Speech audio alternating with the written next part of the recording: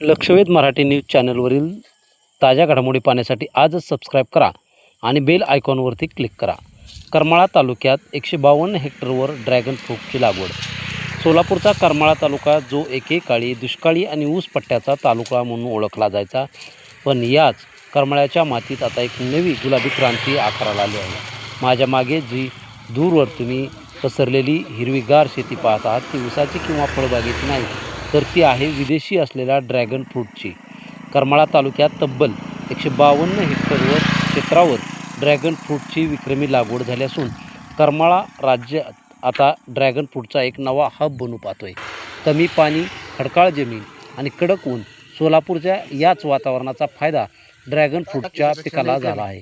पारंपरिक पिकांना फाटा देत करमाळ्याच्या प्रगतशील शेतकऱ्यांनी थेट इस्रायली तंत्रज्ञानाचा वापर करत सिमेंटच्या पोलवर ही बाग उभी केली आहे।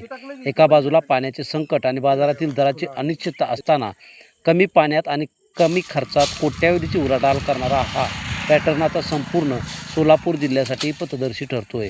करमाळा तालुक्यात झालेली ही 152 हेक्टरवरील लागवड केवळ नावाला नाही, तर यातून कोट्यावधी रुपयांची आर्थिक उलाढाल होते आहे। इथलं ड्रॅगन फ्रूट थेट मुंबई, दिल्ली, पुणे यासारख्या मोठ्या शहरासह आता परदेशातही एक्सपोर्ट होण्याची तयारी सुरू झालेली आहे।